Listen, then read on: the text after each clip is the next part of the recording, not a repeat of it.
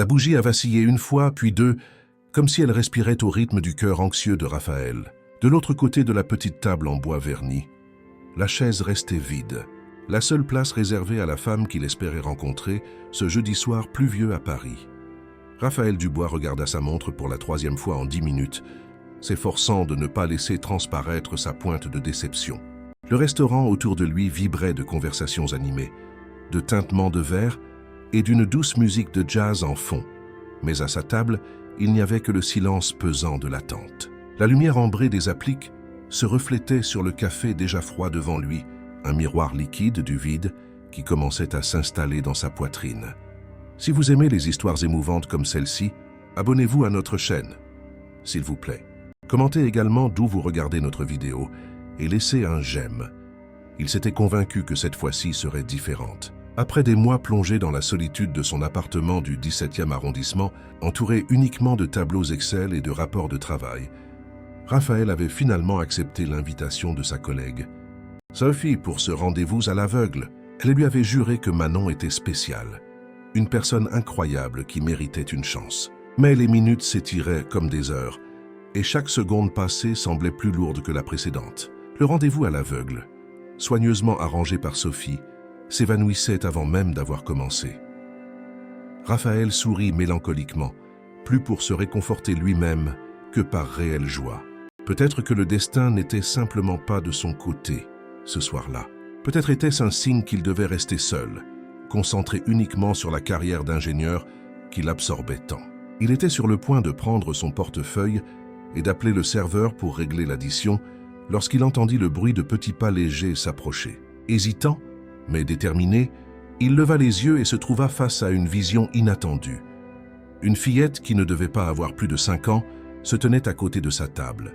Elle portait une petite robe rose pâle avec des détails de fleurs brodées et ses boucles brunes encadraient un petit visage si innocent qu'il semblait presque luire sous les lumières chaudes du restaurant. Dans ses petites mains délicates, elle tenait fermement un lapin en peluche délavé, dont l'une des oreilles était légèrement déchirée. L'enfant regarda Raphaël avec un mélange curieux de timidité et de courage, comme si elle était sur le point d'accomplir une mission très importante. « Ma maman s'excuse pour le retard », dit-elle d'une voix douce, à peine plus forte qu'un murmure, mais pleine d'un sérieux qui ne correspondait pas à son jeune âge. Raphaël cligna des yeux à 2 reprises, pensant qu'il avait mal entendu ou qu'il se trompait. Mais avant qu'il ne puisse formuler une réponse, la petite fille avait déjà escaladé la chaise vide devant lui avec une détermination admirable. Ses petits pieds pendaient à quelques centimètres au-dessus du parquet tandis qu'elle s'installait, arrangeant le lapin en peluche sur ses genoux avec tout le soin du monde.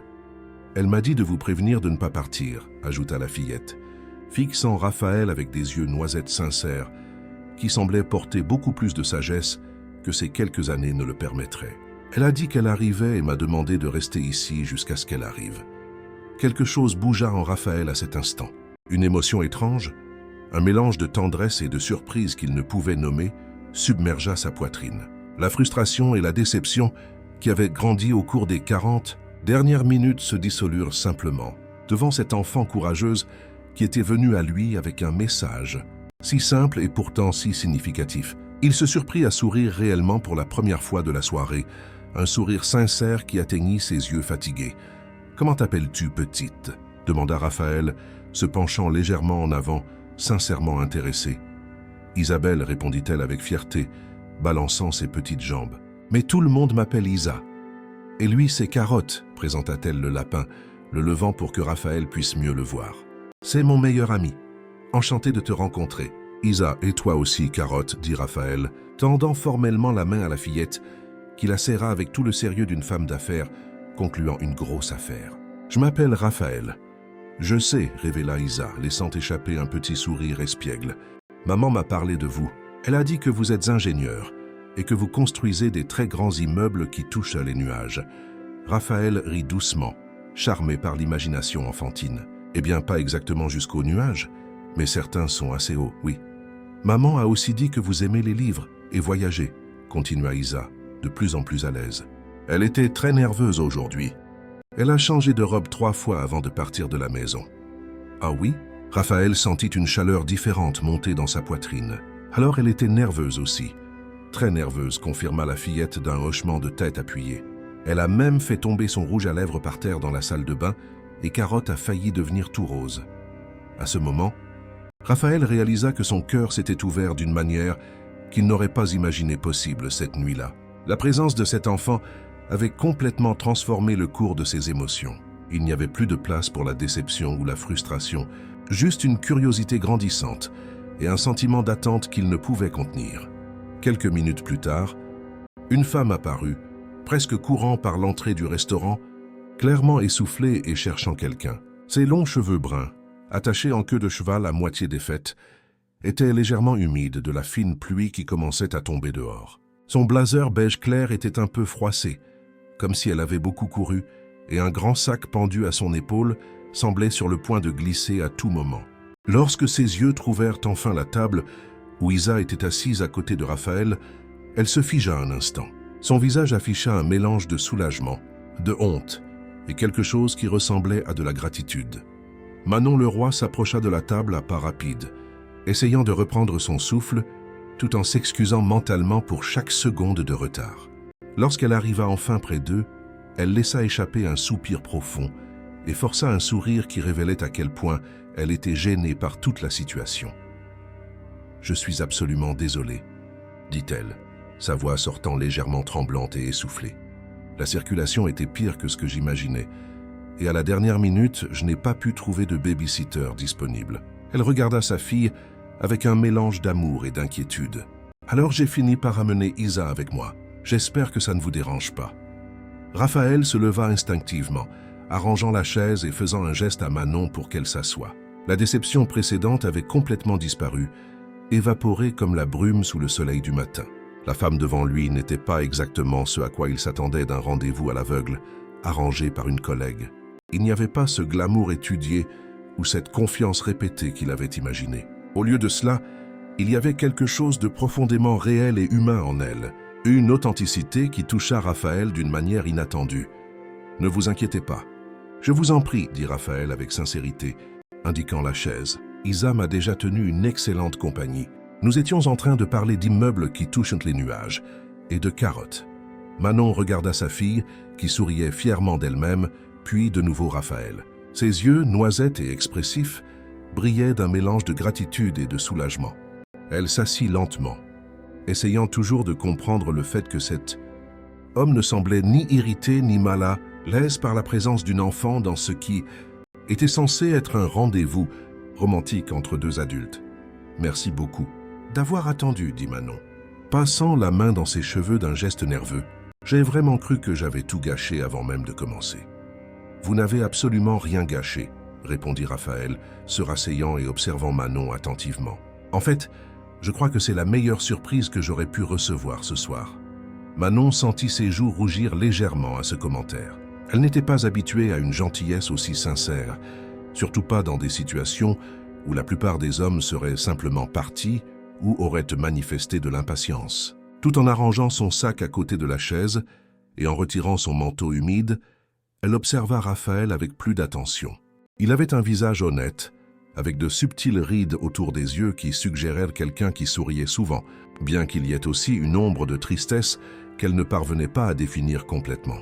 « Sophie m'a un peu parlé de vous, » commença Manon, essayant de briser la glace et de calmer ses propres nerfs. « Elle m'a dit que vous travaillez ensemble dans l'entreprise de construction depuis quelques années. »« C'est exact, » confirma Raphaël, remerciant mentalement sa collègue d'avoir insisté pour ce rendez-vous. « Je m'occupe de la partie des projets structurels. C'est un travail qui demande beaucoup de concentration, alors je passe beaucoup de temps au bureau.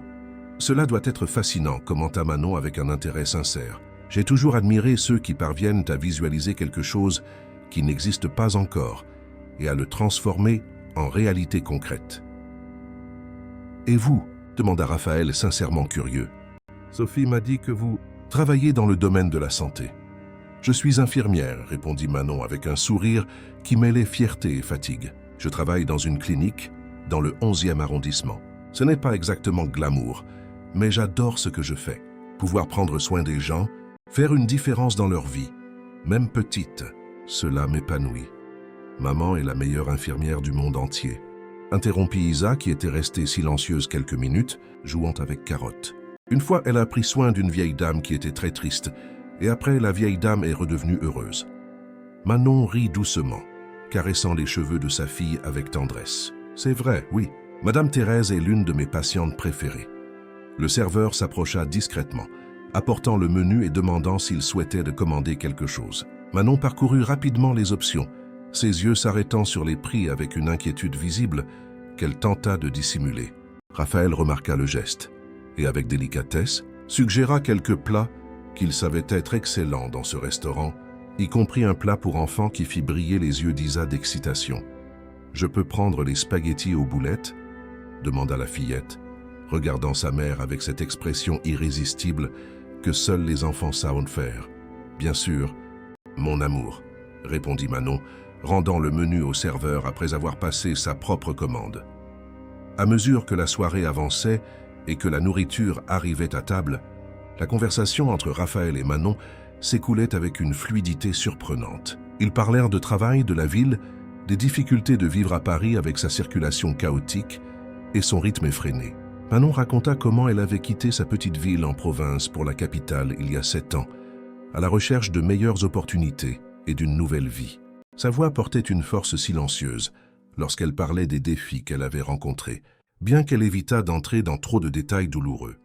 Raphaël, à son tour, partagea des histoires sur ses projets d'ingénierie, sur la façon dont il avait commencé sa carrière en travaillant sur de petits chantiers, jusqu'à arriver aux grands projets immobiliers qui faisaient maintenant partie de son quotidien. Mais il laissa également échapper, presque sans le vouloir, que les dernières années avaient été solitaires, qu'il s'était tellement consacré au travail qu'il avait fini par oublier de prendre soin d'autres domaines de sa vie. Isa, entre 2 bouchées de spaghettis et des conversations avec Carotte, observait les 2 adultes avec cette perception aiguë que les enfants manifestent parfois. Elle semblait approuver Raphaël, surtout après qu'il l'eût aidé à couper les boulettes en morceaux plus petits et fin que Carotte voulait aussi goûter un peu de la nourriture. Lorsque le dessert arriva, un moelleux au chocolat avec de la glace à la vanille que Isa partagea joyeusement avec sa mère, Manon se permit enfin de se détendre complètement. La tension qu'elle portait sur ses épaules depuis qu'elle était arrivée au restaurant s'était dissoute, remplacée par une sensation de confort et de connexion qu'elle n'avait pas ressentie depuis longtemps. « Je peux vous poser une question personnelle ?» s'aventura Raphaël, remuant le café qu'il avait commandé. Manon acquiesça, curieuse et un peu appréhensive à la fois. Le père d'Isa, Raphaël hésita, ne sachant pas exactement comment formuler la question sans paraître invasif. « Il ne fait plus partie de nos vies », répondit Manon avec une fermeté qui révélait une blessure ancienne mais déjà cicatrisée. « Nous nous sommes séparés quand elle n'avait qu'1 an.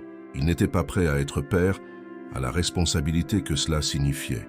Alors il a décidé de suivre son propre chemin et nous a laissés derrière.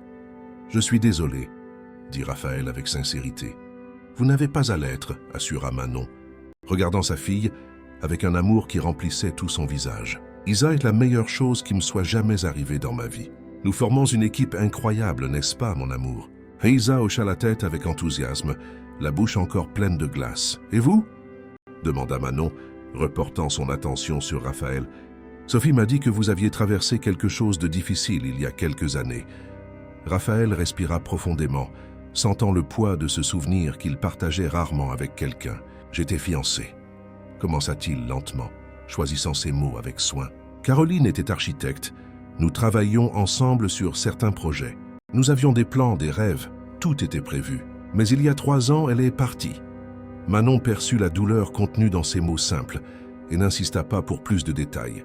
Parfois, ce qui n'est pas dit en dit plus que toute explication détaillée. Cela a dû être très difficile, dit-elle, sa voix chargée d'une empathie sincère. Ça l'a été, admit Raphaël. Pendant longtemps, j'ai cru que je ne pourrais plus jamais m'ouvrir à quelqu'un. J'ai construit des murs autour de mon cœur. Je me suis convaincu qu'il était plus sûr de rester seul, concentré uniquement sur le travail. Mais aujourd'hui, assis ici avec vous deux, il regarda d'abord Manon puis Isa. Je réalise que j'attendais peut-être juste le bon moment. Le restaurant autour d'eux s'était considérablement vidé. La plupart des tables étaient déjà inoccupées, et seuls quelques couples restaient dans des coins plus réservés. La musique douce continuait de jouer, maintenant une version instrumentale d'une vieille chanson de Serge Gainsbourg que Manon reconnut immédiatement.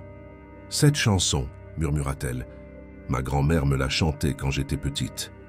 Elle est magnifique, convint Raphaël, observant comment les yeux de Manon brillaient avec ce souvenir lointain. Isa avait posé sa tête sur le bras de sa mère, clairement fatiguée après tant d'émotions et de nourriture. Ses petits yeux clignaient lentement, luttant contre le sommeil qui commençait à gagner la bataille. « Je crois que quelqu'un a sommeil », observa Raphaël avec un sourire affectueux. « Oui », reconnut Manon caressant les cheveux de sa fille. « Je crois qu'il est temps de partir. Nous avons largement dépassé son heure de coucher. » Raphaël appela le serveur et, lorsque l'addition arriva, il la prit avant même que Manon ne puisse l'atteindre. « Je vous en prie, laissez-moi payer, » dit-il gentiment mais avec fermeté. « Après tout, c'est moi qui vous ai invités à dîner. » Mais commença Manon hésitante. « Pas de mais, » insista Raphaël avec un sourire. « Ce fut un énorme plaisir de vous rencontrer toutes les deux. Considérez cela comme un remerciement pour avoir transformé ce qui aurait pu être une soirée, décevante en la meilleure soirée que j'ai eue depuis longtemps. » Manon sentit ses yeux s'embuer légèrement face à la gentillesse sincère de cet homme qu'elle venait de rencontrer. « Merci, murmura-t-elle, sa voix chargée d'émotion.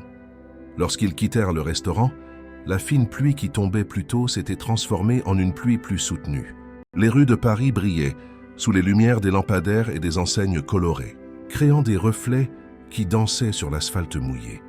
Raphaël ouvrit le parapluie qu'il transportait toujours dans sa voiture et l'étendit immédiatement au-dessus de Manon et Isa, protégeant d'abord les deux avant de penser à lui-même. La pluie ruisselait sur les épaules de son blazer, mais il ne s'en souciait pas le moins du monde. Il y avait quelque chose de presque poétique dans cet instant, l'eau tombant doucement autour d'eux alors qu'ils marchaient sur le parking illuminé. « Ma voiture est là », désigna Manon, indiquant une berline blanche déjà un peu ancienne garée à quelques mètres de là. « Laissez-moi vous aider », proposa Raphaël, tenant fermement le parapluie pendant que Manon ouvrait la porte arrière et installait Isa dans son siège auto. La fillette était déjà presque complètement endormie, serrant Carotte contre elle, comme si le lapin en peluche était le trésor le plus précieux du monde. Lorsque Manon s'assit enfin sur le siège conducteur et démarra le moteur, elle ouvrit la vitre juste assez pour dire au revoir. Raphaël était là, trempé mais souriant, comme si c'était le jour le plus heureux de sa vie. « C'était une soirée merveilleuse, » dit Manon, sa voix rivalisant avec le bruit de la pluie. « Merci beaucoup pour tout. Tout le plaisir était pour moi, » assura Raphaël. « Pourrions-nous nous revoir? Peut-être pour un café? Ou une promenade au parc, si le temps s'améliore. » Manon hésita juste une seconde avant de sourire largement. « J'adorerais. » Ils échangèrent rapidement leur numéro de téléphone, les doigts de Raphaël tapant les informations sur son portable déjà un peu mouillé par la pluie. Avant de partir, Isa se réveilla juste assez pour faire un signe de la main par la fenêtre, criant de sa petite voix endormie « Au revoir, tonton Raphaël. » « Au revoir ?» Raphaël lui fit signe en retour, sentant son cœur se réchauffer d'une manière qu'il n'avait pas ressentie depuis des années. Il resta là, sous la pluie, regardant la voiture de Manon disparaître au coin de la rue, emportant avec elle deux personnes qui, en quelques heures, avaient complètement changé sa perspective sur la vie et l'amour. Dans les jours qui suivirent, Raphaël se surprit à penser constamment à Manon et à la petite Isa. Il envoya un message le lendemain, demandant si elles étaient au bien rentrées à la maison. Manon répondit par un message vocal chaleureux, racontant qu'Isa avait dormi tout le long du trajet et s'était réveillée le matin en demandant quand elle reverrait tonton Raphaël. Ce premier message donna le coup d'envoi à un échange constant de conversations. Ils se parlaient tous les jours, partageant des détails du quotidien, des blagues, des préoccupations et des rêves. Raphaël découvrit que Manon avait un sens de l'humour aiguisé, qu'elle adorait lire des romans policiers et qu'elle avait un penchant secret pour les films de super-héros. Manon, à son tour, apprit que Raphaël était passionné de photographie, qu'il collectionnait des disques vinyles de jazz français et qu'il avait un rêve de longue date de visiter la Bretagne. 2 semaines après le premier rendez-vous, ils se revirent. Cette fois, Raphaël suggéra un café dans une boulangerie traditionnelle du quartier de Saint-Germain-des-Prés, un endroit charmant avec des murs en briques apparentes et l'arôme incomparable du pain frais.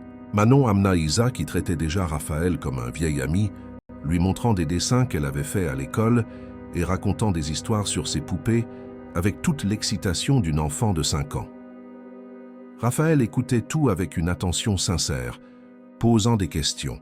riant au bon moment et manifestant un intérêt qui touchait profondément le cœur de Manon. Elle n'était pas habituée à ce que les hommes prêtent une réelle attention à sa fille, qu'ils l'incluent dans les conversations et la traitent avec respect et affection. Le week-end suivant, Raphaël les invita toutes les deux à un pique-nique au jardin du Luxembourg. Il faisait un temps ensoleillé, une rareté pour le mois d'octobre à Paris, et le parc était rempli de familles profitant du climat agréable. Raphaël arriva portant un panier en osier rempli de bonnes choses, des sandwichs frais, des fruits, du jus d'orange et même quelques biscuits faits maison que sa mère avait préparés spécialement lorsqu'elle avait appris que son fils avait un rendez-vous spécial. Isa courut sur la pelouse, poursuivant les pigeons et riant aux éclats, tandis que Raphaël et Manon conversaient, assis sur une couverture à carreaux étendue sous l'ombre d'un grand arbre. C'était un moment de paix et de bonheur simple, le genre de moment qu'ils avaient tous deux oublié qu'il était possible de vivre. « Tu sais, » commença Manon, observant sa fille jouer au loin, « je n'imaginais pas que ce serait si facile d'être avec toi. Après tout ce que j'ai traversé, j'avais construit tant de barrières. J'avais tellement peur de me faire à nouveau du mal. » « Je comprends parfaitement, » répondit Raphaël, prenant délicatement sa main. « J'avais peur aussi, mais il y a quelque chose en toi, en vous deux, qui fait que tout semble naturel, juste. » Manon serra sa main en retour, sentant les larmes menacées de monter à ses yeux. Elle ne voulait pas pleurer, pas ici, pas en ce moment parfait. Mais il était difficile de contenir l'émotion de sentir enfin que peut-être, juste peut-être, elle méritait d'être heureuse à nouveau. Isa revint en courant, apportant une petite fleur jaune qu'elle avait trouvée. « Regarde, maman, pour toi !» La fillette donna la fleur à Manon avec un sourire radieux, puis se tourna vers Raphaël. « Tonton Raphaël, tu vas épouser ma maman ?» La question les prit complètement au dépourvu.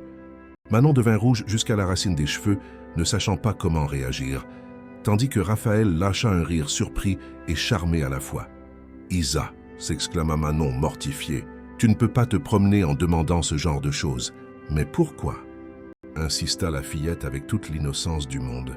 « J'aime bien tonton Raphaël. Il est gentil. Et tu souris beaucoup quand tu es avec lui, maman. » Raphaël se baissa jusqu'à la hauteur d'Isa et dit avec tout le sérieux, « Tu sais, Isa, ta mère est une personne très spéciale. Et toi aussi. Quand on aime beaucoup quelqu'un, il faut s'assurer de faire les choses correctement au bon moment. Mais je peux te promettre une chose. Je vais prendre bien soin de vous deux. Tu peux me faire confiance. » Isa acquiesça, satisfaite, comme si cette réponse était exactement ce qu'elle avait besoin d'entendre, et elle repartit courir sur la pelouse, oubliant déjà complètement la question qu'elle avait posée. Manon regarda Raphaël avec une expression qui mêlait l'embarras, l'amusement et quelque chose de plus profond qu'elle n'était pas encore prête à nommer. « Excuse-moi pour ça, dit-elle.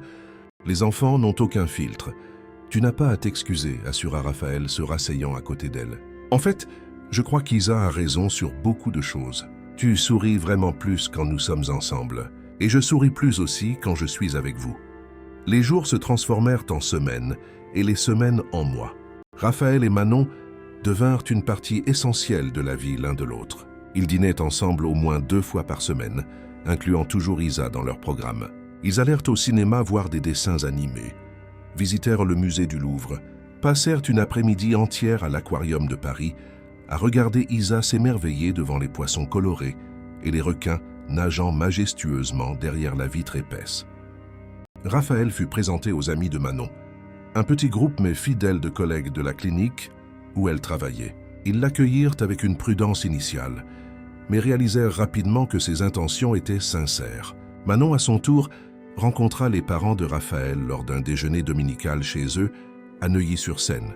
La mère de Raphaël, Madame Geneviève, tomba immédiatement sous le charme d'Isa et passa l'après-midi entière à montrer de vieilles photos de Raphaël enfant, à son grand embarras et à l'amusement de Manon. C'était comme si les pièces d'un puzzle se mettaient finalement en place. Mais la vie, comme elle a l'habitude de le faire, décida de tester la force de cette connexion naissante. C'était un jeudi gris d'octobre, quand tout commença à s'effondrer. Manon était en plein milieu de son service à la clinique, prenant soin d'un patient âgé qui venait pour un traitement 2 fois par semaine, lorsque la directrice administrative, Madame Leclerc, lui demanda de lui parler en privé. « Manon, pouvons-nous discuter un instant dans mon bureau ?» La voix de la directrice était sérieuse. « chargé d'une tension qui alluma immédiatement une alerte dans l'esprit de Manon. « Bien sûr, répondit-elle, donnant la médication qu'elle préparait à une autre infirmière et suivant Madame Leclerc par le couloir étroit jusqu'à la petite pièce qui servait de bureau administratif. Lorsque la porte se referma derrière elle, Manon sentit son estomac se serrer. Madame Leclerc, une femme d'une 60aine d'années, qui avait toujours été juste mais directe, avait une expression de chagrin sincère sur son visage. « Asseyez-vous, s'il vous plaît, » lui indiqua-t-elle, pointant une chaise en plastique de l'autre côté de la table encombrée de papiers et de dossiers. Manon obéit, ses mains moites légèrement en attendant d'entendre ce que la directrice avait à dire. « Manon, vous êtes l'une des meilleures infirmières qui ait jamais travaillé ici, » commença Madame Leclerc, et chaque mot qui suivait semblait peser une tonne. « Vous êtes dévouée, affectueuse avec les patients, toujours ponctuelle et responsable. C'est pourquoi ce que je dois vous annoncer maintenant est l'une des choses les plus difficiles que j'ai jamais eu à faire. » Le cœur de Manon s'emballa. Elle savait déjà ce qui allait suivre avant même que les mots ne soient prononcés. « La clinique traverse de sérieuses difficultés financières, » continua la directrice, retirant ses lunettes et se frottant les yeux fatigués. « Nous avons perdu plusieurs conventions importantes ces derniers mois. Les coûts ont augmenté et la situation est devenue insoutenable. Les propriétaires ont tout essayé, mais hier soir, la décision a été prise que nous devons fermer nos portes. » Fermer. Manon parvint à peine à articuler le mot, son monde entier tremblant sous ses pieds. « Malheureusement, oui, » confirma Madame Leclerc, sa voix nouée. « Nous avons jusqu'à la fin du mois pour cesser toutes les activités. Tous les employés sont licenciés. Ils recevront leurs indemnités de rupture de contrat conformément à la loi. Mais je sais que ce n'est pas une consolation suffisante. Je suis désolé, Manon, vraiment désolé. » Manon sortit de cette pièce en état de choc. Les murs du couloir semblèrent se rétrécir autour d'elle, et elle dut s'appuyer contre le mur froid pendant un moment pour reprendre son souffle. Comment allait-elle payer le loyer? Comment allait-elle maintenir les comptes à jour? Et l'école d'Isa, les médicaments quand la fillette serait malade, la nourriture, tout? Elle termina son service ce jour-là en mode automatique, souriant machinalement aux patients, tandis que son esprit tournait en cercle désespéré, cherchant une solution. Quand elle arriva enfin chez elle, il faisait déjà nuit. Aïssa était chez la voisine, Madame Dubois, une dame retraitée qui aidait toujours Manon si nécessaire. Manon prit sa fille, remercia la voisine et monta les escaliers jusqu'à son petit mais confortable appartement, au 3e étage d'un immeuble sans ascenseur. Isa bavardait à propos de sa journée à l'école, mais Manon parvenait à peine à prêter attention. Sa tête lui faisait mal et sa poitrine était serrée par l'anxiété qui grandissait à chaque minute. « Maman, ça va ?» demanda Isa, sa petite voix inquiète brisant le tourbillon de pensées de Manon. « Oui, mon amour, » mentit Manon, forçant un sourire. « Je suis juste un peu fatiguée aujourd'hui. » Cette nuit-là, après avoir couché Isa, Manon s'assit sur le canapé usé du salon et laissa finalement les larmes couler. Elle pleura silencieusement, étouffant ses sanglots pour ne pas réveiller sa fille. Toute la force qu'elle avait construite au fil des ans, toute la détermination d'être mère et père en même temps, d'aller de l'avant seule, tout sembla s'effondrer à ce moment. Son portable vibra sur la table basse. C'était un message de Raphaël, demandant comment s'était passée sa journée. Manon regarda l'écran allumé et sentit une constriction encore plus forte dans sa poitrine. Comment allait-elle lui raconter cela? Ils n'étaient ensemble que depuis 3 mois. Serait-il juste de le surcharger de ses problèmes? Et s'il décidait qu'elle était trop de bagages, que cela n'en valait pas la peine? Manon décida de ne pas répondre cette nuit-là. Elle avait besoin de temps pour digérer, pour réfléchir à la manière de gérer tout cela avant d'impliquer Raphaël dans sa crise personnelle. Dans les jours qui suivirent, Manon tenta de cacher ce qui se passait. Elle souriait lorsqu'elle était avec Raphaël, feignait que tout allait bien, changeait de sujet chaque fois qu'il posait des questions sur le travail. Mais Raphaël n'était pas stupide.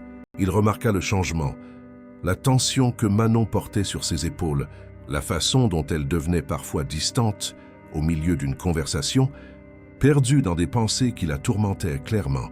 « Manon, qu'est-ce qui se passe ?» demanda-t-il un soir, alors qu'ils étaient assis sur son canapé après le dîner. Isa dormait déjà dans sa chambre, et la télévision jouait doucement en fond, mais aucun des deux ne faisait attention. « Rien, tout va bien », répondit Manon automatiquement, évitant son regard. « Non, ça ne va pas. » insista Raphaël gentiment, prenant sa main. « Je le sens. Tu n'es plus la même ces dernières semaines. Tu portes un poids et tu ne me laisses pas t'aider. » Manon sentit les larmes monter à nouveau, mais cette fois, elle ne parvint pas à les retenir. « J'ai perdu mon emploi, » avoua-t-elle finalement, sa voix se brisant. « La clinique va fermer. Je ne sais pas ce que je vais faire, Raphaël. J'ai des factures à payer. Isa dépend de moi et je ne sais tout simplement pas comment je vais m'en sortir. » Raphaël la serra dans une étreinte, la laissant pleurer sur son épaule. Il ne dit rien pendant quelques minutes. Il la tint juste, la laissant évacuer toute l'angoisse qu'elle avait gardée. « Pourquoi ne m'as-tu pas dit plus tôt ?» demanda-t-il lorsque Manon se calma enfin un peu. « Parce que Manon essuya ses larmes du revers de la main, parce que je ne voulais pas être un fardeau pour toi. Nous sommes ensemble depuis si peu de temps. Ce n'est pas juste de te jeter tous mes problèmes dessus. »« Manon, regarde-moi, » demanda Raphaël, tenant doucement son visage entre ses mains. « Quand deux personnes se soucient vraiment l'une de l'autre, les problèmes de l'une deviennent les problèmes de l'autre. Tu n'es pas un fardeau, tu ne l'as jamais été et tu ne le seras jamais. Laisse-moi t'aider, laisse-moi être à tes côtés pendant que tu résous ça. »« Mais comment ?» questionna Manon, sa voix encore faible. « J'ai besoin de trouver un autre emploi. Et le secteur de la santé est tellement compétitif à Paris. Cela pourrait prendre des mois avant que je trouve quelque chose. »« Alors nous allons utiliser ces mois, » dit Raphaël avec détermination. « Nous allons mettre à jour ton CV. Nous allons chercher des postes ensemble. Nous allons faire tout ce qui est nécessaire. Et en attendant, si tu as besoin d'aide avec les factures, je peux t'avancer de l'argent. » « Non, » refusa Manon immédiatement, secouant la tête. « Je ne peux pas accepter d'argent de ta part. Cela changerait tout entre nous. » « Alors ce ne sera pas un prêt, ajusta Raphaël. Ce sera un soutien temporaire de quelqu'un qui tient énormément à toi et veut te voir bien. Sans exigence, sans pression. Juste de l'aide. » Manon le regarda dans les yeux et vit seulement de la sincérité et une préoccupation authentique. Il n'y avait pas d'arrière-pensée, pas d'intérêt à la contrôler ou à la diminuer. C'était juste un homme bon essayant d'aider quelqu'un qu'il aimait beaucoup. « Merci, » murmura Manon se blottissant à nouveau dans son étreinte. « Merci de ne pas m'abandonner. »« Jamais, » promit Raphaël, embrassant le sommet de sa tête. « Je ne t'abandonnerai jamais. » À partir de ce jour, Raphaël devint le pilier de soutien dont Manon ne savait même pas qu'elle avait besoin. Il arrivait chez elle tous les matins avant d'aller travailler, apportant du pain frais de la boulangerie et du café chaud. Pendant qu'Isa prenait son petit déjeuner, en regardant ses dessins animés préférés, Raphaël et Manon s'asseyaient à la table de la cuisine avec l'ordinateur portable ouvert, parcourant les sites d'emploi, mettant à jour son CV, préparant des lettres de motivation personnalisées pour chaque poste. Raphaël avait une capacité naturelle à la motiver dans les moments où Manon sentait qu'elle allait abandonner. Quand elle recevait une réponse négative d'un entretien, il était là pour lui rappeler que ce n'était pas personnel, que le marché était difficile pour tout le monde et que le bon poste finirait par apparaître. Quand elle se sentait incertaine de ses qualifications, il énumérait toutes ses réussites professionnelles, toutes les fois où elle avait fait une différence dans la vie de ses patients. Manon passa plusieurs entretiens au cours des semaines suivantes. Certains étaient dans de petites cliniques dans les quartiers les plus éloignés de la ville, d'autres dans de grands hôpitaux où la compétition était féroce. Elle rentrait chez elle épuisée, physiquement et émotionnellement drainée, mais trouvait toujours Raphaël qui l'attendait, prêt à écouter comment ça s'était passé, qu'à offrir des mots d'encouragement, ou simplement à s'asseoir à côté d'elle en silence lorsque les mots n'étaient pas nécessaires. Un après-midi, Manon reçut l'appel qu'elle attendait. C'était d'un hôpital privé dans la région du 13e arrondissement, offrant un poste d'infirmière dans le service de pédiatrie. Le salaire était raisonnable.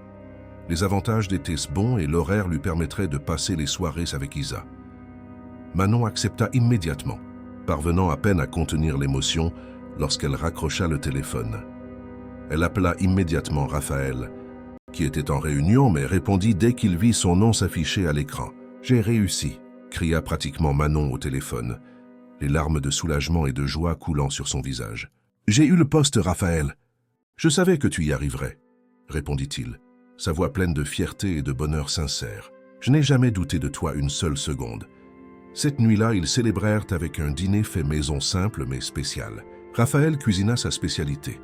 Un risotto au cèpe que même Isa demanda à en reprendre, même si la fillette n'était pas très fan de champignons. Ils trinquèrent avec du jus de raisin, car aucun des deux ne buvait beaucoup, et Isa insista pour faire son propre toast avec des mots qu'elle inventa elle-même. à tonton Raphaël pour être le meilleur tonton du monde et à maman pour être l'infirmière la plus incroyable de l'univers, déclara la fillette, levant son petit verre en plastique avec toute la solennité d'un adulte lors d'une cérémonie importante. Ils entrechoquèrent leurs verres, souriant comme si c'était le moment le plus parfait qu'ils pouvaient vivre. Mais tout n'était pas rose. La mère de Raphaël, Madame Geneviève, bien qu'elle ait beaucoup aimé Manon et Isa lors de la première rencontre, commença à faire des commentaires subtils sur la relation de son fils. Elle appelait Raphaël le dimanche soir, lui demandant comment allaient les choses, s'il était sûr de ce qu'il faisait, s'il ne se précipitait pas en s'impliquant si sérieusement avec quelqu'un qui avait déjà une fille. « Mon fils, je ne veux juste pas que tu sois blessé à nouveau, » disait-elle avec une voix pleine de préoccupation maternelle. « Tu as tellement souffert quand tu as perdu Caroline. J'ai peur que tu t'attaches trop vite à cette situation. »« Maman, je sais ce que je fais, » répondait Raphaël, essayant de garder patience. « Manon n'est pas Caroline, et je n'essaie pas de remplacer ce que j'ai perdu. Je construis quelque chose de nouveau, quelque chose de différent. Et Isa, c'est une enfant incroyable. J'aime être avec elle d'eux. Ça me rend heureux. Je voulais juste m'assurer, mon fils, soupirait Madame Geneviève. Une mère s'inquiète toujours. » Raphaël comprenait la préoccupation de sa mère, mais ne laissa pas cela ébranler sa certitude à propos de Manon. Il savait, au fond de son cœur, que c'était réel et spécial. Ce n'était pas seulement un refuge contre la solitude, ou une tentative de combler un vide laissé par le passé. C'était quelque chose de véritable, construit sur la confiance, le respect et une affection qui grandissait chaque jour. Manon, à son tour, faisait également face à ses propres insécurités. Il y avait des nuits où elle se réveillait au milieu de la nuit, regardait Isa dormir paisiblement à côté d'elle et se demandait si elle faisait la bonne chose. Et si Raphaël réalisait un jour qu'il voulait une vie différente, sans les responsabilités qui venaient avec le fait de sortir avec une mère célibataire. Et s'il trouvait quelqu'un de plus jeune, sans bagage, sans complications. Ces doutes la tourmentaient silencieusement, mais Manon essayait de ne pas les montrer. Elle ne voulait pas que Raphaël pense qu'elle n'avait pas confiance en lui ou en ce qu'ils construisaient ensemble. Mais parfois, surtout quand elle était fatiguée ou stressée par son nouveau travail, ses insécurités refaisaient surface. Ce fut lors d'une de ces nuits que Manon se confia finalement. Ils étaient dans son appartement. Isa dormait depuis des heures et il regardait un film à la télévision sans vraiment y prêter attention. « Raphaël, je peux te poser une question ?» commença Manon, sa voix hésitante. « Bien sûr, toujours » répondit-il, mettant le film en pause et tournant toute son attention vers elle. « As-tu déjà regretté d'être impliqué avec moi, avec nous ?» demanda-t-elle, évitant de le regarder directement dans les yeux. D'avoir assumé toute cette responsabilité qui vient avec le fait de sortir avec quelqu'un qui a une fille. Raphaël resta silencieux un moment, traitant la question et choisissant soigneusement ses mots. « Manon, regarde-moi » demanda-t-il, gentiment. Elle leva les yeux, rencontrant son regard ferme et sincère. « Jamais pas une seconde » déclara Raphaël avec une conviction absolue. « Isa n'est pas une responsabilité ou un fardeau. C'est une bénédiction. Et toi, tu es la meilleure chose qui me soit arrivée dans ma vie depuis très très longtemps. Je sais que parfois les choses sont difficiles, que nous devons concilier les horaires et les responsabilités, mais je ne regrette rien. Si je pouvais revenir à cette nuit au restaurant, je ferais exactement la même chose. » Manon sentit les larmes monter à nouveau, mais cette fois, c'étaient des larmes de soulagement et de gratitude. « J'ai tellement peur, avoua-t-elle. Tellement peur qu'un jour tu réalises que tu mérites quelqu'un de mieux, quelqu'un sans toutes les complications que j'apporte. »« Tu n'es pas compliqué, » corrigea Raphaël, l'attirant plus près. « Tu es réelle, tu es forte, tu es incroyable. Et ces choses que tu barinces, que tu appelles des complications, elles font partie de qui tu es, et j'aime qui tu es. » C'était la première fois que le mot amour était dit explicitement entre eux. L'air dans la pièce sembla devenir plus dense, chargé de significations et de promesses inexprimées. « Tu m'aimes » murmura Manon, parvenant à peine à croire ce qu'elle venait d'entendre. « J'aime » confirma Raphaël sans hésiter. « Je t'aime, Manon, et j'aime Isa aussi. Vous êtes devenues toutes les deux une partie essentielle de ma vie. Je ne peux plus imaginer mes jours sans vous. » Manon jeta ses bras autour de son cou, l'embrassant avec une intensité qui communiquait tout ce qu'elle ressentait, mais ne parvenait pas à exprimer avec des mots. « Je t'aime aussi » murmura-t-elle contre ses lèvres. « Je t'aime tellement, Raphaël. » Ils restèrent enlacés sur le canapé pendant longtemps, profitant simplement de la présence l'un de l'autre, sentant la certitude qu'ils avaient trouvé quelque chose de rare et de précieux. Les mois qui suivirent furent une période de croissance et de découverte pour tous les trois. Manon s'adapta rapidement à son nouveau travail à l'hôpital, découvrant que travailler avec des enfants malades apportait des défis différents mais également gratifiants. Elle rentrait chez elle avec des histoires de petits patients courageux, de familles luttant contre l'adversité, de petites victoires mais significatives qui valaient tout l'effort. Raphaël, toujours de soutien, écoutait chaque histoire avec une attention sincère. Il commença à rendre visite à Manon à l'hôpital pendant ses pauses déjeuner lorsque c'était possible, apportant de la nourriture faite maison par sa mère ou des sandwichs de la boulangerie préférée de Manon. Ses collègues à l'hôpital remarquèrent rapidement la romance et certaines infirmières plus âgées ne manquaient pas l'occasion de commenter la chance que Manon avait eue de trouver un homme aussi dévoué et affectueux. Isa, de son côté, s'épanouissait. La présence constante de Raphaël dans leur vie avait apporté une stabilité émotionnelle dont la fillette avait tant besoin. Elle l'appelait tonton Raphaël, avec tellement de tendresse que Raphaël sentait son cœur se serrer à chaque fois. Il l'emmenait et la ramenait de l'école lorsque Manon avait des longues gardes, l'aidait avec les devoirs qui commençaient à apparaître, lisait des histoires avant de dormir lorsqu'il restait tard dans l'appartement. Un samedi matin, Raphaël se réveilla avec une idée qui mûrissait dans son esprit depuis des semaines. Il appela Manon et suggéra une sortie différente, passer le week-end à Deauville, en Normandie. Le temps devenait plus frais avec l'approche de l'hiver. Et il pensa que ce serait parfait pour qu'ils aient un moment spécial ensemble, loin de la course de Paris. Manon hésita initialement, préoccupée par les coûts, mais Raphaël insista sur le fait que ce serait son cadeau pour elle. Il avait déjà cherché une auberge confortable et familiale, avec une cheminée dans les chambres et un petit déjeuner copieux. Après quelques insistances, Manon accepta finalement, et Isa sauta de joie lorsqu'elle apprit qu'ils allaient voyager. Le voyage jusqu'à Deauville fut rempli de rires et de chansons. Raphaël conduisait sa voiture, pendant que Manon contrôlait le son, mettant de vieilles chansons qu'ils aimaient tous les deux et quelques chansons pour enfants pour qu'Isa chante en chœur. Le paysage changeait progressivement, les arbres devenant plus denses et l'air plus frais et humide. Quand ils arrivèrent à l'auberge, il faisait déjà nuit. L'endroit était exactement comme sur les photos que Raphaël avait vues. Une charmante construction de style normand, avec un toit en pente et des fenêtres avec des jardinières remplies de fleurs colorées. Le propriétaire de l'auberge, M. Henri, un homme d'âge mûr avec un sourire chaleureux, les accueillit personnellement et leur montra les chambres que Raphaël avait réservées. 2 chambres séparées mais côte à côte, une pour Manon et Isa, l'autre pour Raphaël, respectant les limites qu'ils avaient établies pour leur relation. Le week-end fut magique. Ils se promenèrent dans le centre-ville, goûtant des chocolats artisanaux et achetant des souvenirs. Isa reçut un ours en peluche vêtu de vêtements de marin, qu'elle baptisa immédiatement Marin et présenta à Carotte comme son nouveau meilleur ami. Ils déjeunèrent dans un restaurant avec vue sur la mer, mangeant de la fondue et riant des grimaces qu'Isa faisait en goûtant certains des fromages plus forts. Le samedi soir, après qu'Isa se fût finalement endormie, épuisée d'avoir tant joué, Raphaël et Manon s'assirent devant la cheminée de sa chambre. Le feu crépitait doucement, projetant des ombres dansantes sur les murs en bois. Manon était enveloppée dans une épaisse couverture, ses pieds nus tendus vers la chaleur des flammes.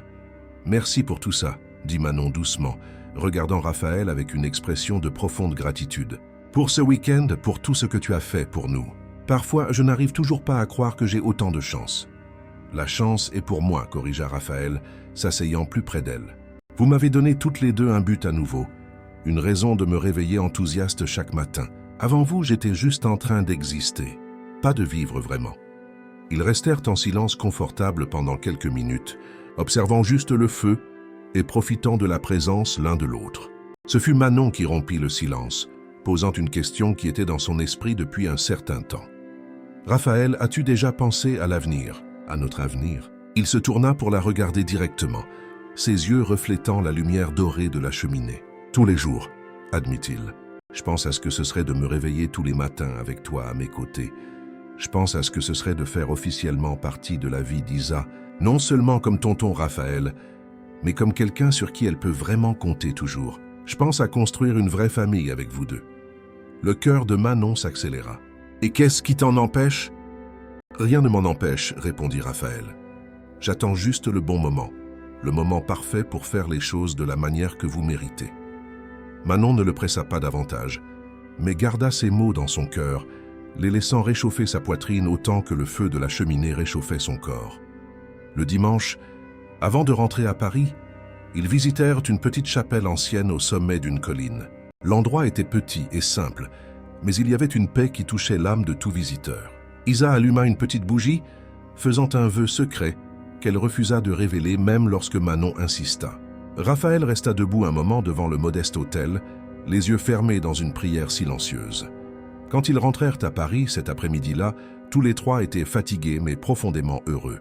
Ce week-end avait solidifié encore plus les liens entre eux, créant des souvenirs qu'ils chériraient pour toujours.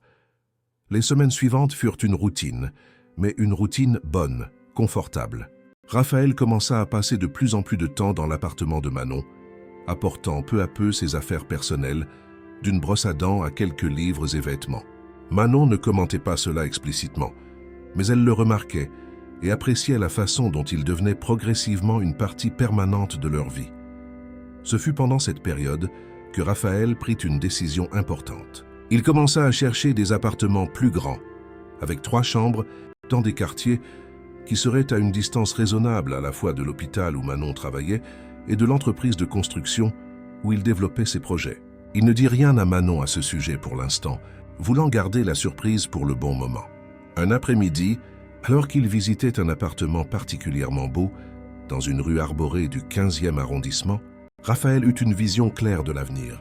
Il imagina Isa courant dans les couloirs, Manon préparant le café dans la cuisine spacieuse, lui-même rentrant du travail et étant accueilli par ces 2 personnes qui étaient devenues le centre de son univers. L'image était si vive, si parfaite, qu'il sut avec une certitude absolue que c'était cela qu'il voulait pour le reste de sa vie. Le lendemain, Raphaël se rendit chez un joaillier traditionnel, dans le centre de Paris, une boutique qui existait depuis des décennies et était connue pour ses pièces artisanales uniques.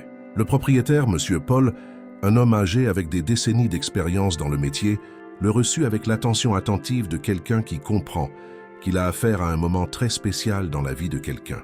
« Je cherche une bague de fiançailles », expliqua Raphaël, sentant son cœur s'accélérer juste à prononcer ces mots. « Quelque chose de spécial, d'unique, pour une femme qui a complètement changé ma vie. » Monsieur Paul sourit avec sagesse, reconnaissant l'éclat dans les yeux de Raphaël comme quelque chose qu'il avait vu des milliers de fois au cours de sa carrière. « Parlez-moi d'elle, » demanda-t-il, faisant un geste à Raphaël pour qu'il s'asseye dans un fauteuil confortable, pendant qu'il commençait à séparer quelques pièces. Raphaël passa les 20 minutes suivantes à raconter Manon. Comment ils s'étaient rencontrés, Isa, tout ce qu'ils avaient vécu ensemble ces derniers mois. Monsieur Paul écoutait attentivement, posant des questions occasionnelles, puis présenta finalement une bague qui fit s'arrêter le cœur de Raphaël pendant 1 seconde. C'était une pièce délicate, mais avec sa propre personnalité. Un diamant solitaire pas très grand, entouré de petits détails en or blanc qui formaient un motif qui ressemblait vaguement à des pétales de fleurs. C'était à la fois classique et moderne, discret mais marquant. C'était parfait. « Celle-ci, » dit Raphaël sans hésiter. « C'est sa bague. » Monsieur Paul enveloppa la petite boîte avec tout le soin, donnant des conseils sur comment la garder et quand la présenter. Raphaël quitta la joaillerie avec le cœur battant fort, le petit paquet pesant beaucoup plus lourd dans sa poche que sa taille physique ne le suggérait. Mais Raphaël savait qu'il devait faire les choses correctement. Il ne pouvait pas simplement apparaître et demander Manon en mariage sans considérer toutes les personnes impliquées. Il y avait une personne dont l'opinion était absolument cruciale pour lui, Isa.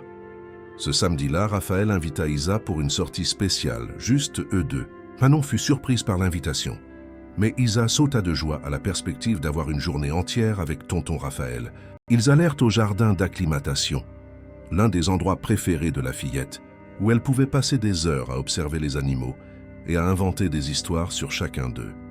Alors qu'ils mangèrent de la glace assis sur un banc près de la volière, Raphaël rassembla son courage pour avoir la conversation la plus importante de sa vie. « Isa, je peux te parler de quelque chose de très sérieux, » commença-t-il, se baissant pour être à la hauteur des yeux de la fillette. Bien sûr, Tonton Raphaël, répondit-elle, léchant sa glace à la fraise avec concentration. Dis-moi, tu sais que je t'aime beaucoup. Toi et ta maman, n'est-ce pas? Dit Raphaël, choisissant ses mots avec soin. Vous êtes très spécial pour moi. Je t'aime beaucoup aussi, déclara Isa avec un doux sourire. Tu es le meilleur tonton du monde.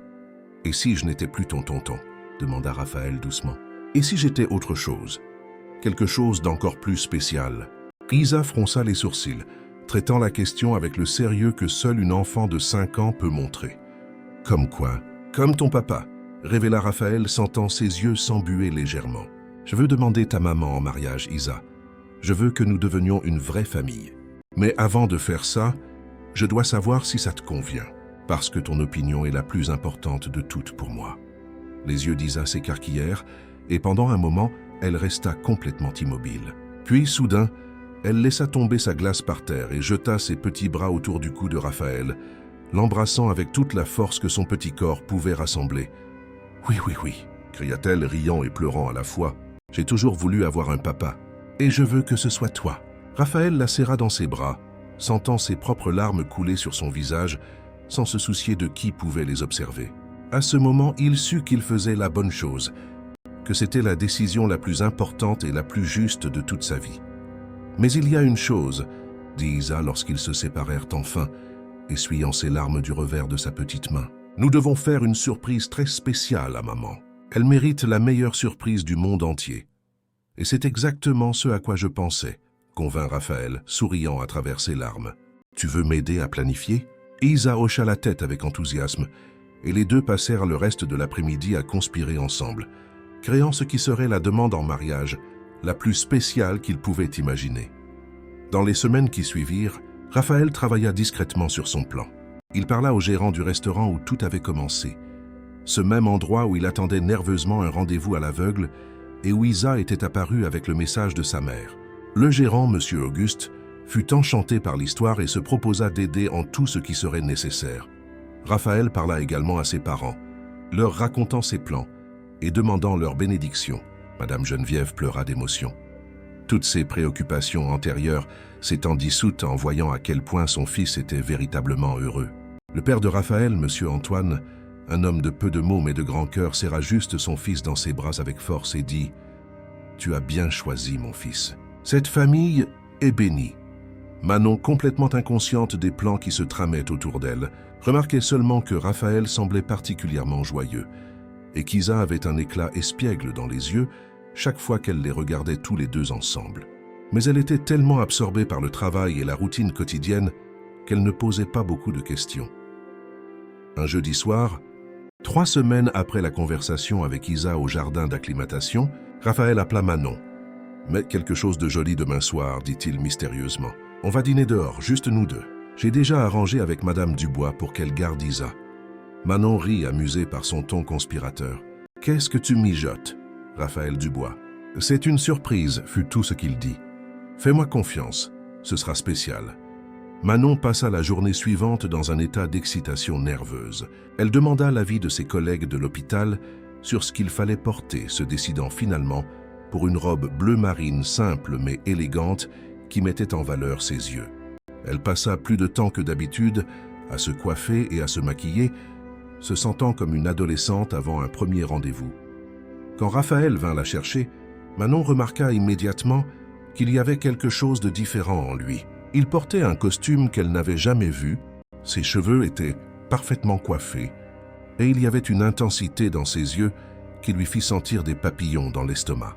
« Tu es magnifique, » dit-il offrant son bras galamment. « Et tu es très élégant, » répondit-elle, acceptant son bras et le laissant la guider jusqu'à la voiture. « Tu vas me dire où nous allons. Tu le sauras bientôt, promit-il, ouvrant la portière de la voiture pour elle avec toute la courtoisie. Pendant le trajet, Manon tenta de lui arracher des informations, mais Raphaël souriait juste mystérieusement et changeait de sujet.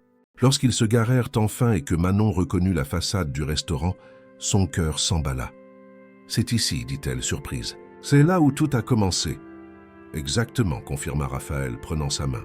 J'ai pensé que ce serait approprié. » Lorsqu'ils entrèrent dans le restaurant, Manon remarqua immédiatement que quelque chose était différent. L'endroit était moins rempli que d'habitude pour un vendredi soir, et il y avait une douce musique de jazz en fond, la même qui jouait la nuit où ils s'étaient rencontrés. Le gérant les accueillit personnellement avec un sourire complice et les guida jusqu'à une table spécifique. C'était la même table, l'exacte table où tout avait commencé des mois auparavant, où Raphaël attendait nerveusement un rendez-vous qui semblait voué à l'échec, où Isa était apparue avec son message innocent et avait changé le cours de toute leur vie. La table était décorée de manière plus élaborée cette fois, avec des bougies vacillantes et un petit arrangement de fleurs que Manon reconnut comme étant ses préférés, des lys blancs. « Raphaël, qu'est-ce que… » commença Manon, mais il posa doucement un doigt sur ses lèvres, lui demandant le silence. « Fais-moi juste confiance, murmura-t-il, tirant sa chaise pour qu'elle s'assoie. Manon s'assit, son cœur battant si fort qu'elle était sûre que Raphaël pouvait l'entendre. Elle observa pendant qu'il s'asseyait de l'autre côté de la table, exactement comme cette première nuit. Mais maintenant, il n'y avait plus d'anxiété ou d'incertitude dans ses yeux. Il n'y avait que de l'amour et de la détermination. « Tu sais, commença Raphaël, il y a quelques heures à cette table, j'étais convaincu que l'amour n'était plus possible pour moi. Je pensais que ma chance d'être heureux était passée, que j'étais destiné à vivre seul, concentré uniquement sur le travail et les souvenirs de ce qui aurait pu être. » Manon écoutait en silence, les larmes commençant déjà à se former dans ses yeux. Puis une petite fille courageuse est apparue, continua Raphaël, son propre regard brillant d'émotion, tenant un lapin en peluche et me disant que sa mère était en retard mais m'a demandé de ne pas partir. Et je ne suis pas parti, Manon. La meilleure décision de ma vie. Ce fut à ce moment que Manon vit. Isa apparut par une porte latérale du restaurant, vêtue de la même petite robe rose qu'elle avait portée cette première nuit, tenant carotte et souriant radieusement. La fillette marcha jusqu'à leur table d'un pas ferme et déterminé, sans aucune trace de la timidité qu'elle avait la première fois.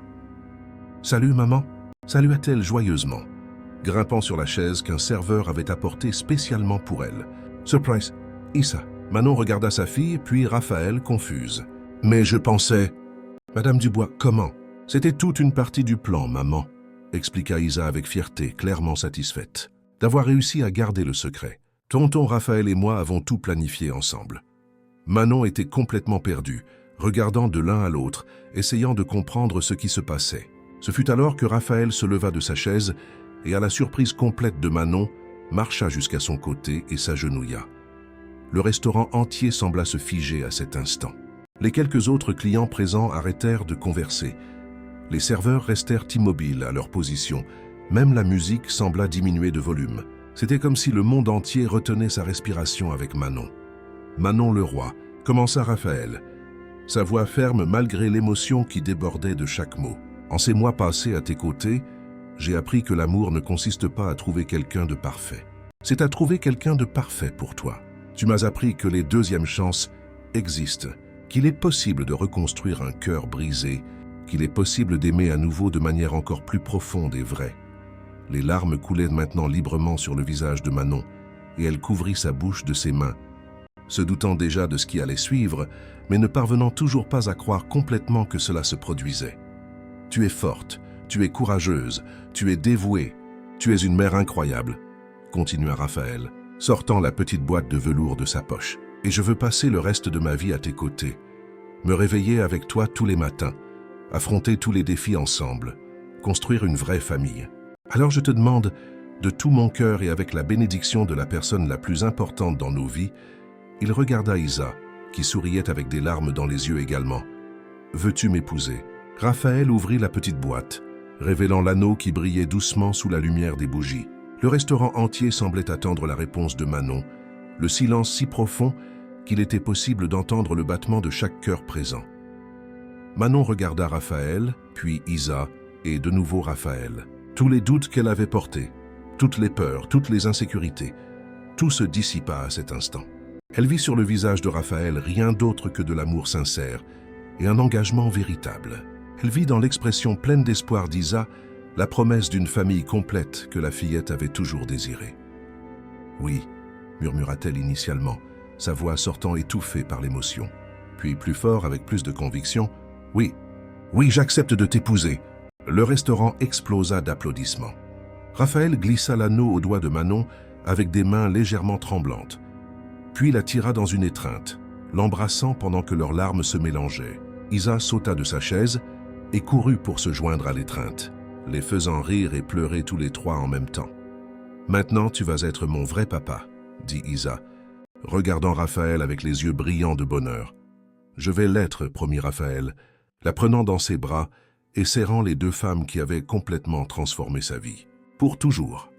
Le dîner qui suivit fut une célébration remplie de rires, de larmes joyeuses et de plans pour l'avenir. Raphaël parla de l'appartement qu'il avait trouvé, révélant qu'il avait déjà fait le premier versement et qu'il attendait la réponse de Manon pour finaliser l'achat.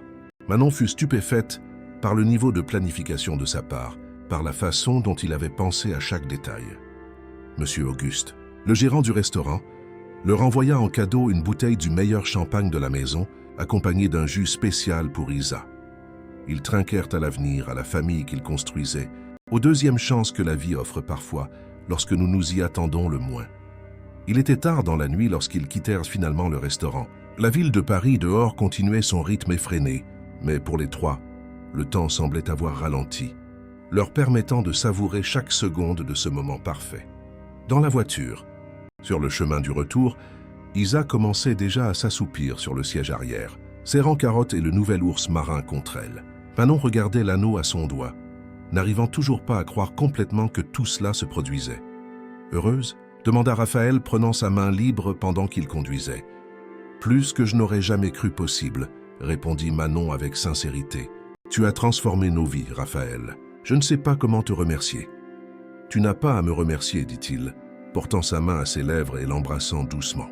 Vous avez toutes les deux transformé ma vie, autant que j'ai transformé la vôtre. Nous sommes une équipe maintenant, une famille. » Quand ils arrivèrent à l'appartement et couchèrent Isa, la fillette était profondément endormie, un sourire satisfait sur son petit visage. Manon et Raphaël restèrent quelques minutes à l'observer dormir, imaginant tous les moments heureux qu'ils vivraient encore ensemble en tant que vraie famille. Plus tard, assis sur le canapé du salon avec une tasse de thé à la main, Manon demanda finalement quelque chose qui était dans son esprit depuis la demande. « Quand as-tu su? Quand as-tu eu la certitude que c'était cela que tu voulais ?» Raphaël réfléchit un instant avant de répondre. « Je crois que c'était cette première nuit, quand j'ai vu Isa monter sur cette chaise et me dire de ne pas partir. Quelque chose en moi a changé à cet instant. Mais la certitude absolue, ce fut lorsque tu as perdu ton emploi et que j'ai réalisé que tout ce que je voulais, c'était être à tes côtés, te soutenir, affronter les difficultés ensemble. C'est là que j'ai compris que le véritable amour n'est pas seulement dans les moments heureux, mais dans le choix d'être présent aussi dans les moments difficiles. » Manon posa sa tête sur son épaule, sentant une paix profonde envahir son cœur. « Je t'aime tellement, » murmura-t-elle. « Tellement que parfois ça fait peur. »« Je t'aime aussi, » répondit Raphaël, embrassant le sommet de sa tête. « Et je ne te laisserai plus jamais affronter quoi que ce soit seul. C'est nous trois maintenant, toujours. » Les mois qui suivirent furent une course folle de préparatifs. Raphaël finalisa l'achat du nouvel appartement, et ils passèrent des week-ends entiers à décorer chaque pièce avec soin, Isa donnant des idées sur les couleurs et aidant à choisir les meubles pour sa chambre. La fillette était radieuse à l'idée d'avoir une chambre plus grande, mais plus encore à l'idée qu'elle aurait enfin une famille complète. Manon et Raphaël décidèrent de faire un mariage simple mais significatif, seulement avec la famille proche et les amis intimes. La cérémonie aurait lieu dans la même petite chapelle qu'ils avaient visitée à Deauville, l'endroit où Raphaël avait fait sa prière silencieuse, demandant que tout se passe bien. Et Isa, bien sûr, serait la demoiselle d'honneur.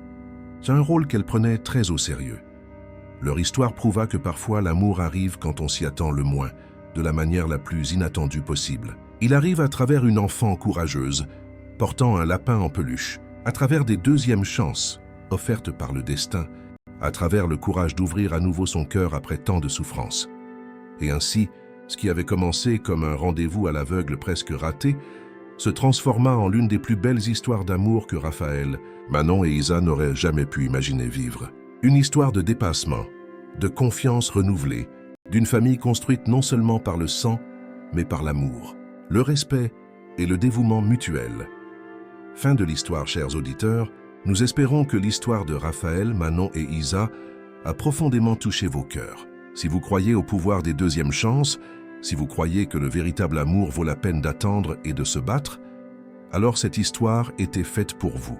Tout comme Raphaël a trouvé sa famille quand il s'y attendait le moins, tout comme Manon a eu le courage d'ouvrir son cœur à nouveau, vous aussi, vous pouvez trouver votre propre histoire d'amour et de dépassement. Pour continuer ce voyage émouvant, nous avons préparé une sélection spéciale d'histoires tout aussi captivantes. Vous pouvez les trouver en cliquant sur la liste de lecture à votre gauche. Ce sont des récits qui explorent la complexité des relations humaines, la force du pardon et la beauté des connexions inattendues. Si cette histoire a réchauffé votre cœur, n'oubliez pas de vous abonner à notre chaîne, de laisser votre j'aime et de partager avec quelqu'un qui a besoin de croire que des jours meilleurs viendront. Chaque jour, nous vous apportons des histoires uniques qui célèbrent la vie dans toutes ses nuances. Et vous, chers auditeurs, avez-vous déjà vécu une deuxième chance qui a changé votre vie? Avez-vous été surpris par l'amour quand vous vous y attendiez le moins? Racontez-nous votre propre histoire dans les commentaires. Nous serions ravis de savoir comment le destin a touché votre vie. À la prochaine histoire, et rappelez-vous, il n'est jamais trop tard pour recommencer, il n'est jamais trop tard pour être heureux. Merci de nous avoir accompagnés dans ce voyage émouvant aux côtés de Raphaël, Manon et Isa. Nous sommes impatients de partager plus d'histoires qui toucheront votre âme. Ne manquez pas nos prochains contenus.